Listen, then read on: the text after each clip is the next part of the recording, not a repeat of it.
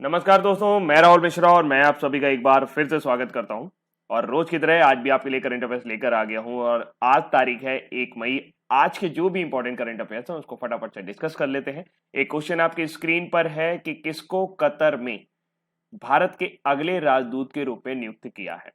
कई सारे लोग मेरे से पूछते हैं कि सर एम्बेसडर और हाई कमिश्नर के बीच में डिफरेंसेस क्या होते हैं, तो इसके बारे में भी थोड़ी सी चर्चा करेंगे। लेकिन शुरू करते हैं आज का करंट अफेयर्स। भारत ने कतर और बहरीन में नए राजदूतों की नियुक्ति का ऐलान किया है। दीपक मित्तल, नाम याद रखिएगा, दीपक मित्तल, इनको कतर में भारत का अगला राजदूत के रूप में नियुक्त किया गया है। वहीं दूसरी ओर पीयूष श्रीवास्तव, इनको बहरीन में भारत का अगला राजदूत नियुक्त किया गया है। ये दोनों ही 1998 बैच के भारतीय विदेश सेवा के अधिकारी हैं। दीपक मित्तल वर्तमान में विदेश मंत्रालय में संयुक्त सचिव के रूप में कार्य कर रहे हैं। वे 1992 बैच के भारतीय विदेश सेवा के अधिकारी पी कुमारन का स्थान लेंगे, जो अभी कतर में काम कर रहे थे। जबकि पीयूष श्रीवास्तव 1986 के भारतीय विदेश सेवा के अधिकारी आलोक कुमार सिन्हा का स्थान लेने वाले हैं, जो कि बहरीन में काम कर रहे थे भारत के राजदूत के रूप में। भारत के राजदूतों की बात करें तो हाई कमिश्नर और राजदूतों में जो फर्क होता है वो सिंपल ये होता है कि जितने भी आपके कॉमनवेल्थ कंट्रीज हैं, कॉमनवेल्थ कंट्रीज का मतलब जिन पर भी कभी ब्रिटिश का उपनिवेश रहा है, उन सभी कंट्रीज में हाई कमिश्नर शब्द का इस्तेमाल होता है। बाकी दुनिया के सभी देशों में अगर कोई प्रतिनिधि किसी दूसरे देश का किसी दूसरे देश के राजदूत में जो भी आपका एम्बेसी होती है उसमें जाता है, तो वहां पर वो एम्बेसडर कहलाता है। और ये भारत सरकार के सबसे बड़े प्रतिनिधि होते हैं किसी पर्टिकुलर देश में। बात करें कतर की, तो ये आप देख सकते हो, ये मिडिल ईस्ट कंट्री में पर्शियन गल्फ में आपको देखने को मिलेगा। ये जो ऑरेंज कलर से आप देख रहे हो ये कतर है। इसकी राजधानी दोहा है और इसी के बगल में छोटा सा एक आइलैंड टाइप का दिखेगा आपको, ये बहरीन है। बहरीन की राजधानी मनामा है। अभी हाल ही में जो लेटेस्ट अपॉइंटमेंट्स हुए हैं उनके बारे में थोड़ा सा बात कर लेते हैं। लेटेस्ट अपॉइंटमेंट्स जो अभी हाल ही में दिसंबर 2019 से लेके अप्रैल 2020 के कहीं पर भी राजदूत नियुक्त किए गए हैं उनके बारे में बातचीत करते हैं। तरनजीत सिंह सिंधु, जिन्होंने हर्षवर्धन श्रृंगला जी का स्थान लिया है, जो कि वर्तमान समय में भारत के विदेश सचिव हैं, इनको यूएसए का राजदूत बनाया गया है। गोपाल बागले, इन्हें हाई कमिश्नर बनाया गया है श्रीलंका में। अजय कुमार बिसारिया, इनको कनाडा भेजा गया है। जबकि विनय मोहन क्वात्रा, ये पड़ोसी देश नेपाल में स्थित है। जबकि संजय कुमार पांडा, इनको टर्की में भेजा गया है। और सी सुगंधा राजराम, इनको घाना में भेजा गया है। तो आई थिंक ये छोटी सी जानकारी आज आपको पसंद आई होगी कि यहाँ पर दो अपॉइंटमेंट्स हुए अभी हाल ही में। एक हो गए आपके दीपक मित्तल, इनको कतर भेजा गया, और एक है पीयूष श्रीवास्तव, जिनको बहरीन में राजदूत के रूप में नियुक्त किया जाएगा। और ये लेटेस्ट अपॉइंटमेंट्स हो गए। तो इस तरीके से जरूर जो भी आसपास के अपॉइंटमेंट्स होते हैं as a commissioner, as a high commissioner या एज ए एम्बेसडर, तो उनको जरूर याद रखा करें। और फिलहाल आप परेशान मत हो, मैं आपको यहाँ पे बताने के लिए मौजूद हूँ। भारत सरकार ने एक और अपॉइंटमेंट की है और यह भी बड़ी अपॉइंटमेंट है कि टीएस त्रिमूर्ति जी को अगला राजदूत बनाया है भारत का यूएन में, संयुक्त राष्ट्र में। केंद्र सरकार ने टीएस त्रिमूर्ति को संयुक्त राष्ट्र में भारत का अगला राजदूत एवं स्थायी प्रतिनिधि नियुक्त करने की घोषणा की है। वह न्यूयॉर्क में संयुक्त राष्ट्र में भारत के स्थायी प्रतिनिधि के रूप में नियुक्त सैयद अकबरुद्दीन का स्थान लेंगे। यानी हमारे जो सैयद अकबरुद्दीन जी हैं यूएन में, हमारे जो प्रतिनिधि हैं, वो कौन थे अभी तक? सैयद अकबरुद्दीन। अब उनकी जगह कौन लेने जा रहे हैं? टीएस त्रिमूर्ति। टीएस त्रिमूर्ति जो है ये 1985 बैच के एक आईएफएस अधिकारी हैं, जो वर्तमान में विदेश मंत्रालय के सचिव के रूप में कार्यरत हैं। यूएन की बात करें तो आप सभी को पता है कि पहले लीग ऑफ नेशंस बना था फर्स्ट वर्ल्ड वॉर के बाद। ऐसा हुआ कि ऐसा विश्व युद्ध दोबारा ना हो, लेकिन दूसरा विश्व युद्ध भी हुआ। और दूसरे विश्व युद्ध के बाद एक ऐसी संस्था की जरूरत पड़ी जो सभी देशों में, सभी राष्ट्रों में किसी भी तरीके मतभेद के समय आपसी सुलह समझौता करा सके। ऐसे में जन्म हुआ यूएन का, यानी कि यूनाइटेड नेशन का, जिसे हम लोग संयुक्त राष्ट्र कहते हैं। इसका हेडक्वार्टर न्यूयॉर्क में है। ऑफिशियल यहाँ पर 6 लैंग्वेज को मान्यता मिली हुई है, यानी कि 6 भाषाएं यहाँ पर जिसको संयुक्त राष्ट्र ने मान्यता दी हुई है वो है Arabic, Chinese, French, Spanish, Russian और इंग्लिश। अगर हम बात करें वर्तमान समय में इसमें 193 मेंबर स्टेट हैं, जबकि 2 ऑब्जर्वर स्टेट हैं। सेक्रेटरी जनरल वर्तमान समय में एंटोनियो गुटरेस हैं, जबकि डिप्टी सेक्रेटरी जनरल हैं अमीना जे मोहम्मद। तिजानी मोहम्मद बंदे जो कि नाइजीरिया से हैं, उनको जनरल असेंबली का प्रेसिडेंट चुना गया है, यानी कि संयुक्त राष्ट्र महासभा का वो प्रेसिडेंट है। इकोनॉमिक एंड सोशल काउंसिल के जो प्रेसिडेंट हैं वो हैं मोना जूल, और सिक्योरिटी काउंसिल यानी सुरक्षा परिषद के जो प्रेसिडेंट हैं वो हैं डांग डिन क्यू। संयुक्त राष्ट्र का गठन 26 जून 1945 को किया गया था, लेकिन ये अपने अस्तित्व में आया था 24 अक्टूबर 1945 को। इसमें 6 विशेष अंग हैं। जनरल असेंबली, इसमें 193 मेंबर हैं। सिक्योरिटी काउंसिल, संयुक्त राष्ट्र का सबसे मजबूत संगठन, इसमें 15 मेंबर हैं, 5 जिसमें परमानेंट हैं, 10 इसमें नॉन परमानेंट है। Economic and social council, trusteeship council and international court of justice, अंतरराष्ट्रीय न्यायालय, ये एक अकेला ऐसा संयुक्त राष्ट्र का अंग है जिसका मुख्यालय हेग नीदरलैंड में स्थित है। इसके अलावा सेक्रेटरीट यानी कि सचिवालय।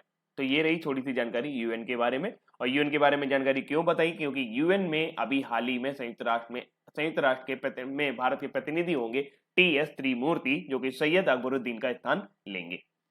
अगली जानकारी है कि भारत को एडीबी यानी एशियन डेवलपमेंट बैंक 1.5 बिलियन का कोविड-19 पैकेज देने जा रहा है। ये लोन के फॉर्म में होगा, और इस लोन के लेने के बाद भारत एशियाई विकास बैंक का सबसे बड़ा कर्जदार और एडीबी का चौथा सबसे बड़ा शेयर धारक है। एशियाई विकास बैंक ने भारत को लगभग $30 बिलियन की मंजूरी दी रखी है। हाल ही में एशियाई विकास बैंक ने कोविड-19 से निपटने के लिए देश की प्रतिक्रिया के वित्त पोषण के लिए भारत के पास $1.5 बिलियन का कोविड-19 पैकेज देने की घोषणा की है। यह एडीबी की कोविड सहायता कार्यक्रम का एक हिस्सा है, जिसके तहत बैंक ने एशियाई देशों को अपनी अर्थव्यवस्थाओं को पुनर्जीवित करने के लिए लगभग $20 बिलियन प्रदान किए हैं। एशियन डेवलपमेंट बैंक का जो मुख्यालय है वो मॉडलिंग फिलीपींस में है। वर्तमान समय में मासात्सुगु असाकावा इसको संभाल रहे हैं एज ए उस अध्यक्ष। अगली जानकारी है नीरज व्यास जो है, आज तो ऐसा लग रहा था लगातार अपॉइंटमेंट्स ही यहाँ पर देखने को मिल रहे हैं। नीरज व्यास जो है ये पीएनबी हाउसिंग फाइनेंस लिमिटेड के अंतरिम एमडी और सीईओ बने हैं। कंफ्यूज मत होइएगा, ये पंजाब नेशनल बैंक नहीं है, ये Punjab national bank housing finance limited है। नीरज व्यास जी को 8 महीने की अवधि के लिए पीएनबी हाउसिंग फाइनेंस लिमिटेड के अंतरिम प्रबंधक निदेशक और मुख्य कार्यकारी अधिकारी के पद पर नियुक्त किया गया है। उनकी नियुक्ति संजय गुप्ता जी के स्थान पर की गई है, जो वर्तमान में कंपनी के प्रबंध निदेशक और मुख्य कार्यकारी अधिकारी के रूप में सेवारत है। बैंकिंग में 36 से अधिक वर्षों तक अनुभव रखने वाले नीरज व्यास एक वरिष्ठ बैंकिंग पेशेवर हैं और वर्तमान में कंपनी में बोर्ड में स्वतंत्र निदेशक के रूप में यानी कि इंडिपेंडेंट डायरेक्टर के रूप में कार्यरत थे। पीएनबी की बात करें तो अभी हाल ही में पीएनबी का सहित कई सारे बैंकों का मर्जिंग हुआ, जिसमें से पीएनबी में मर्ज हुआ है ओरिएंटल बैंक ऑफ कॉमर्स और यूनाइटेड बैंक, और ये देश का दूसरा सबसे बड़ा पब्लिक सेक्टर बैंक बन गया है। कैनरा बैंक में मर्जिंग हुई है सिंडिकेट बैंक की, और ये देश का चौथा सबसे बड़ा पब्लिक सेक्टर बैंक बना है। जबकि यूबीआई यानी कि यूनियन बैंक ऑफ इंडिया में मर्जिंग हुई है आंध्रा बैंक और कॉरपोरेशन बैंक की, जिसकी वजह से ये 5वां पब्लिक सेक्टर बैंक बन गया है। इंडियन बैंक में मर्जिंग हुई है इलाहाबाद बैंक की, और इस तरीके से ये 7वां सबसे बड़ा पब्लिक सेक्टर बैंक बन गया है। पीएनबी की बात करें तो पीएनबी में मर्जिंग हुई है ओबीसी और यूनाइटेड बैंक की। पीएनबी के वर्तमान समय में एमडी एंड सीईओ जो पंजाब नेशनल बैंक के हैं वो हैं एस मल्लिकार्जुन राव। ये वर्तमान समय में पीएनबी के एमडी के रूप में कार्य कर रहे हैं। अगली जानकारी है कर्नाटक के पूर्व क्रिकेटर जे अरुण कुमार जो हैं ये यूएसए के नए कोच होने वाले हैं। किंग्स 11 पंजाब के बल्लेबाजी के किंग्स 11 पंजाब एक ऐसी टीम है जो इंडियन प्रीमियर लीग यानी कि आईपीएल के लिए खेलती है, के बल्लेबाजी कोच के रूप में भी ये अपनी सेवाएं दे चुके हैं और कर्नाटक के पूर्व प्रमुख क्रिकेटरों में से एक रहे हैं जे अरुण कुमार। उनको यूएसए यानी कि यूनाइटेड स्टेट ऑफ अमेरिका यानी अमेरिका की राष्ट्रीय टीम का मुख्य कोच बनाया गया है। वह अंतरिम कोच जेम्स पेमेंट का स्थान लेने वाले हैं। उन्होंने कई वर्षों तक कर्नाटक टीम के साथ काम किया है और इंडियन प्रीमियर लीग में किंग्स 11 के बल्लेबाजी कोच के रूप में भी सेवाएं दी हैं। उन्होंने प्रथम श्रेणी क्रिकेट में 7,200 से अधिक रन बनाए हैं, जबकि लिस्ट ए गेम्स में 3,000 से अधिक रन बनाए थे। कर्नाटक की बात आई है तो कर्नाटक अभी हाल ही में कुछ चर्चा में रहा है, उसके बारे में चर्चा कर लेते हैं। जो हिंदी वाले विद्यार्थी हैं वो ध्यान रखेंगे कि एक स्लाइड बाद में लगी हुई है जिसमें हिंदी में है, तो अगर वो पीडीएफ डाउनलोड करेंगे तो वहां पर ये उनको देखने को मिल जाएगा। फिलहाल मैं 2 सेकंड के लिए यहाँ पर रुक रहा हूं, उसके बाद हम लोग इंग्लिश वाली स्लाइड पर चलेंगे और डिस्कस करेंगे। आप स्क्रीनशॉट लेना चाहते हैं तो ले सकते हैं। भारत जो है एक वर्ल्ड क्लास फैसिलिटी यानी कि एक विश्व स्तरीय सुविधा डेवलप कर रहा है कर्नाटक के चेल्लाकरे में। किस लिए? ताकि जो हमारे अंतरिक्ष यात्री हैं उनको रूस ना भेजा जा सके और वो यहीं पर ट्रेन किए जा सके, क्योंकि यहां पर एक ऐसी फैसिलिटी का होना अनिवार्य है जिसमें गुरुत्वाकर्षण 0 किया जा सके। आईसीजी यानी इंडियन कोस्ट गार्ड ने अभी हाल ही में एक हाई स्पीड इंटरसेप्टर बोट जिसका नाम C448 है, मैंगलोर कर्नाटक में कमीशन की है। 107वीं भारतीय विज्ञान कांग्रेस का अभी हाल ही में आयोजन बेंगलोर कर्नाटक में हुआ था, जिसकी थीम थी science and technology rural development. नवा टाइम टॉम ट्रैफिक इंडेक्स जारी हुआ था जिसमें पता चला कि बेंगलोर जो है इसमें विश्व का सबसे खराब ट्रैफिक है। 10 खराब ट्रैफिक वाले शहरों में, विश्व के 10 सबसे खराब शहर ट्रैफिक वाले शहरों में 4 भारत के हैं।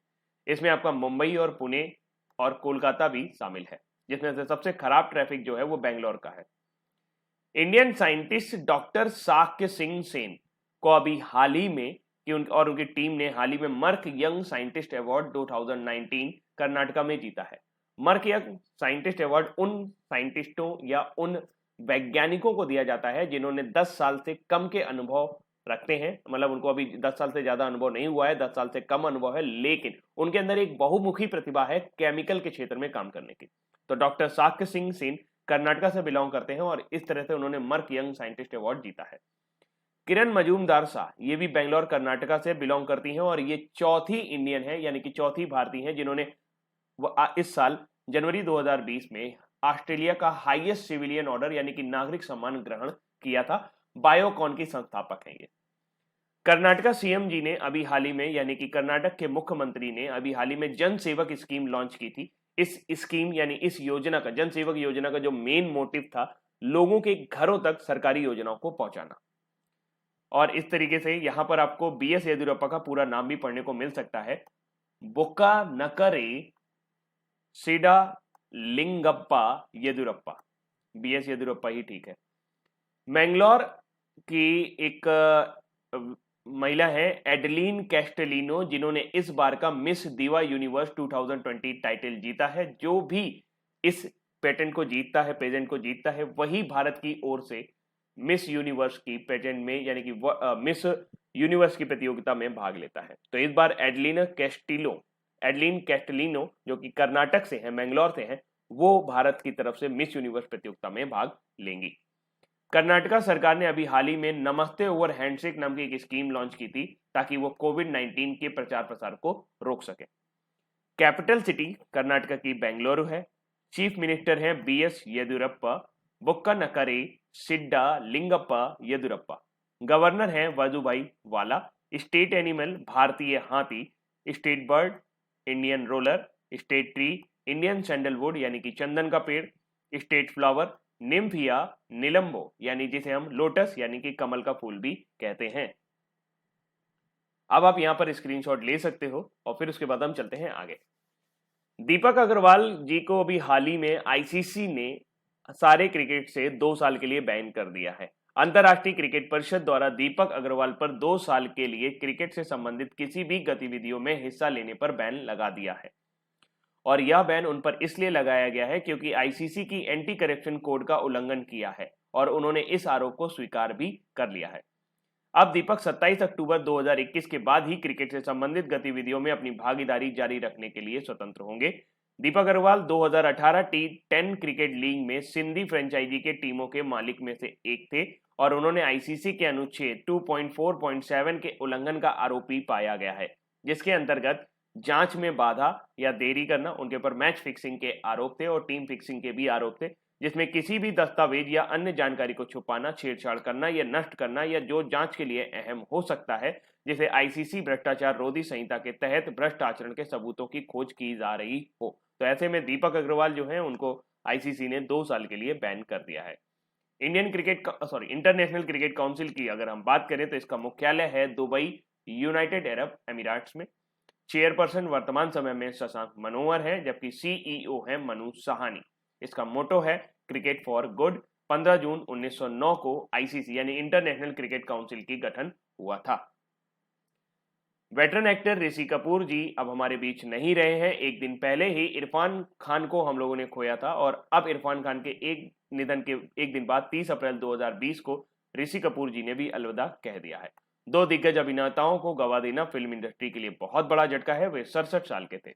ऋषि कपूर सितंबर 2019 में न्यूयॉर्क में लगभग एक साल से कैंसर का इलाज करवाने के बाद भारत लौटे थे और उन्हें साल 2018 में पता चला था कि वे कैंसर से पीड़ित हैं। इसके बाद वे अपने इलाज के लिए न्यूयॉर्क चले गए थे।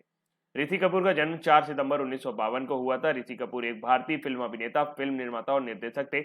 उन्हें बॉबी के लिए 1974 में सर्वश्रेष्ठ अभिनेता के लिए फिल्म फेयर पुरस्कार के साथ ही 2008 में फिल्म फेयर लाइफटाइम अचीवमेंट पुरस्कार सहित अन्य पुरस्कारों से भी सम्मानित किया जा चुका है। ऋषि कपूर जी का जन्म 1952 में हुआ था। अगली जानकारी है, एक्सिस बैंक जो है वो मैक्स लाइफ इंश्योरेंस में अधिग्रहण करने जा रही है। अभी इस डील के पहले की बात देखिए और इस डील में अभी आप देख सकते हैं कि 2.0% है एक्सिस बैंक के शेयर, जबकि मित्सुई सुमिटोमो इंश्योरेंस सेक्टर के यहाँ पर 25.5 शेयर हैं और मैक्स फाइनेंशियल सर्विसेज के यहाँ पर 72.5% है। इस डील के बाद अब 30% शेयर जो होंगे वो एक्सिस बैंक के हो जाएंगे और 70% जो शेयर होंगे वो मैक्स फाइनेंशियल सर्विसेज के होंगे, जबकि मित्सुई सुमिटोमो इंश्योरेंस जो है वो अपने शेयर को स्वैप कर रही है। भारत के प्रमुख निजी क्षेत्र के ऋणदाता एक्सिस बैंक ने हाल ही में घोषणा की है कि वह मैक्स फाइनेंशियल इंश्योरेंस के साथ अपने संयुक्त उद्यम मैक्स लाइफ इंश्योरेंस में 29% की अतिरिक्त हिस्सेदारी हासिल करेगा। इस अधिग्रहण से एक्सिस बैंक की कुल हिस्सेदारी बढ़कर 30% हो जाएगी। से 70% हिस्सेदारी मैक्स फाइनेंशियल सर्विसेज के पास ही रहेगी। इस समझौते से पहले मैक्स लाइफ इंश्योरेंस में लगभग 25.5% के स्वामित्व मित्सुई सुमितोमो इंश्योरेंस के पास था, जिसने अपने शेयर एक्सिस बैंक को होल्ड कर दिए हैं।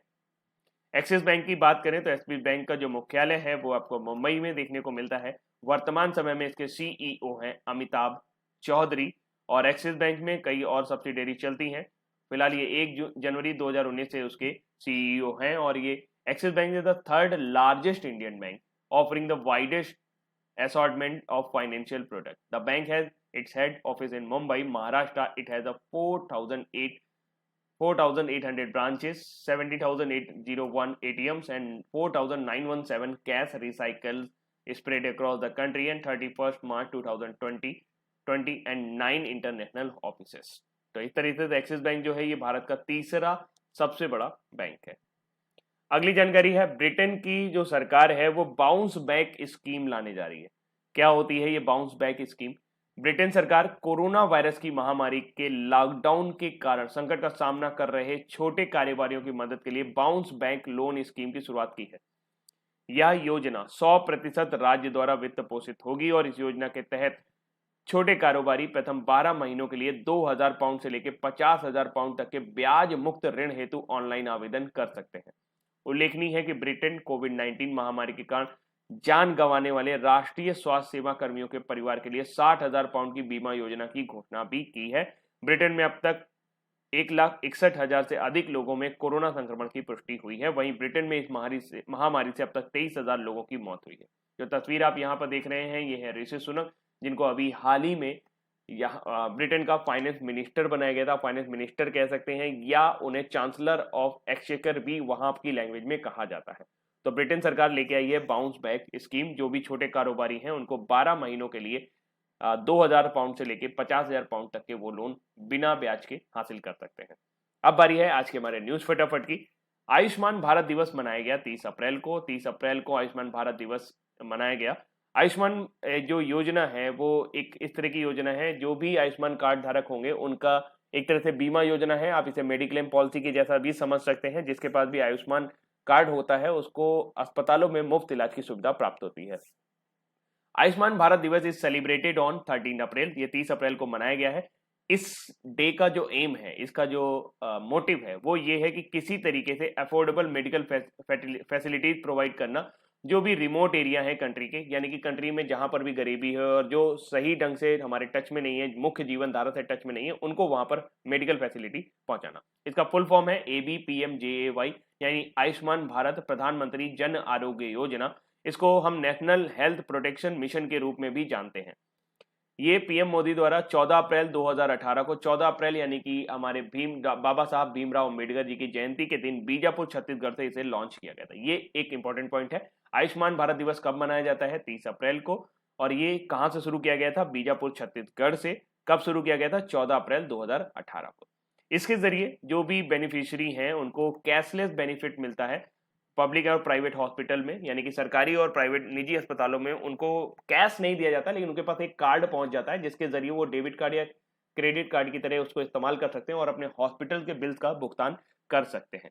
इसका जो एम है वो 50 करोड़ बेनिफिशियरी को कवर करना है। हाल फिलहाल 2.33 करोड़ परिवारों को इसके अंदर कवर किया गया है अर्बन एरिया से, जबकि 10 करोड़ जो फैमिली हैं ओवरऑल कवर की गई हैं और 8 करोड़ उनमें से जो हैं वो ग्रामीण क्षेत्रों से आती हैं। इसके जरिए 5 लाख रुपए तक का हर फैमिली को कवर दिया जाता है।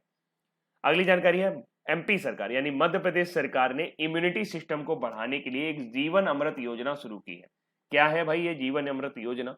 तो मध्य प्रदेश सरकार ने कोविड-19 महामारी से मुकाबले के लिए जरूरी इम्यूनिटी सिस्टम को बढ़ाने के लिए जीवन अमृत योजना शुरू की है। इस योजना के तहत राज्य सरकार लघु वनोपज संघ के साथ सहयोग से राज्य के आयुष, आयुर्वेद, योग और प्राकृतिक चिकित्सा, यूनानी सिद्ध और होम्योपैथी विभाग द्वारा तैयार किए गए विशेष त्रिकुट चूर्ण, जिसमें पीपल, अदरक और काली मिर्च के पैकेट कोरोना संक्रमण वाले क्षेत्रों को नागरिकों को निःशुल्क वितरित करेगी।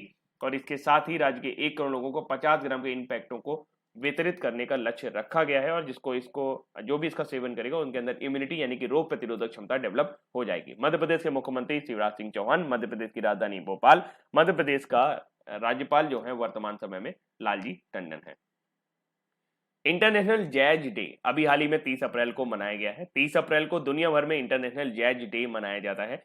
इस दिन को मनाए जाने का उद्देश्य है शांति, एकता, लोगों के बीच संवाद और सहयोग बढ़ाने के लिए एक शैक्षिक साधन के रूप में जैज की खूबियों के बारे में दुनिया भर में जागरूकता पैदा करना है। इस वर्ष अंतर्राष्ट्रीय जैज दिवस का 9वां संस्करण है। जैज एक पश्चिमी भाषा सभ्यता का संगीत विधा है और इसमें शुरुआत 19वीं से 20वीं शताब्दी के मध्य हुई थी, जिसे पूरी दुनिया में पसंद किया जाता है। अमेरिका और दक्षिण अफ्रीका जैसे देशों में इसकी लोकप्रियता बहुत ज्यादा है और इसका संगीत विधा का सबसे अहम इंस्ट्रूमेंट सैक्सोफोन है। तो 30 अप्रैल को वर्ल्ड जैज डे। अब बारी है आज के हमारे वन लाइनर की। मैक्स फाइनेंशियल सर्विसेज के साथ अपने संयुक्त उद्यम में किस भारतीय निजी क्षेत्रीय बैंक ने मैक्स लाइफ इंश्योरेंस में 30% हिस्सेदारी हासिल करने की घोषणा की है? तो वो है एक्सिस बैंक। कौन सा देश 2020 तक एशियाई विकास बैंक का सबसे बड़ा कर्जदार रहा है? वो है भारत। किस देश ने कोरोना वायरस महामारी लॉकडाउन के कारण संकट का सामना कर रहे छोटे कारोबारियों की मदद के लिए बाउंस बैक लोन स्कीम शुरू की है? तो वो है यूके। किसको 8 महीने की अवधि के लिए पीएनबी हाउसिंग फाइनेंस लिमिटेड के अंतरिम प्रबंध निदेशक और मुख्य कार्यकारी अधिकारी के पद पर नियुक्त किया गया है? तो वो है नीरज व्यास। और किसको कतर में भारत के अगले राजदूत के रूप में नियुक्त किया गया है? वो है दीपक मित्तल। जबकि बहरीन में किनको नियुक्त किया गया है? उनका नाम है पीयूष श्रीवास्तव। आईसीसी द्वारा किस पर 2 साल के लिए प्रतिबंध लगा दिया गया है क्रिकेट के किसी भी तरह की भागीदारी से? तो वो है दीपक अग्रवाल। केंद्र सरकार ने किसको संयुक्त राष्ट्र में भारत का अगला राजदूत या स्थायी प्रतिनिधि नियुक्त करने की घोषणा की है? तो वो है टीएस त्रिमूर्ति।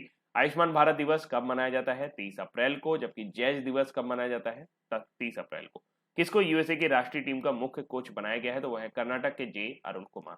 चलिए फटाफट से कर लेते हैं आज के क्विज। मैक्स फाइनेंशियल सर्विसेज के साथ अपने संयुक्त उद्यम में किस भारतीय निजी क्षेत्र के बैंक ने मैक्स लाइफ इंश्योरेंस में 30% हिस्सेदारी हासिल करने की घोषणा की है? तो वो है एक्सिस बैंक। कौन सा देश 2020 तक एशियाई विकास बैंक का सबसे बड़ा कर्जदार बना हुआ है? तो वो है इंडिया। किस देश ने कोरोना वायरस महामारी लॉकडाउन के कारण संकट के सामना कर रहे छोटे कारोबारियों की मदद के लिए बाउंस बैक लोन स्कीम की शुरुआत की है? तो वो है आपका यूनाइटेड किंगडम। किसको 8 महीने की अवधि के लिए पीएनबी हाउसिंग फाइनेंस लिमिटेड के अंतरिम प्रबंध निदेशक और मुख्य कार्यकारी अधिकारी के पद पर नियुक्त किया गया है? तो उनका नाम है दीपक मित्तल, नीरज व्यास। किसको कतर में भारत के अगले राजदूत के रूप में नियुक्त किया गया है? तो उनका नाम है दीपक मित्तल। किसको बहरीन में भारत का अगला राजदूत बनाया गया? उनका नाम है पीयूष श्रीवास्तव। अंतरराष्ट्रीय क्रिकेट परिषद द्वारा 2 साल के लिए क्रिकेट से संबंधित किसी भी गतिविधियों में हिस्सा लेने से मना कर दिया गया है। तो 2008 टी10 क्रिकेट लीग में सिंधी फ्रेंचाइजी के मालिकों में से एक थे, तो उनका नाम है दीपक अग्रवाल। केंद्र सरकार ने किसको संयुक्त राष्ट्र में भारत का अगला राजदूत और स्थायी प्रतिनिधि नियुक्त करने की घोषणा की है? तो वो है टीएस त्रिमूर्ति। किसको यूएसए की राष्ट्रीय टीम का मुख्य कोच बनाया गया है? तो वो है जे अरुण कुमार। आयुष्मान भारत दिवस 2020 कब मनाया गया? ये 30 अप्रैल को मनाया गया। अंतर्राष्ट्रीय जैव दिवस कब मनाया गया? ये भी आपका 30 अप्रैल को मनाया गया। तो दोस्तों ये थे आज के हमारे इंपॉर्टेंट करंट अफेयर्स। उम्मीद करता हूँ ये करंट अफेयर्स आपको पसंद आए होंगे। अगर पसंद आए हैं तो वीडियो को लाइक करना मत भूलिएगा। अभी के लिए इतना ही रखता हूँ। Thank you so much. ख्याल रखिएगा अपना।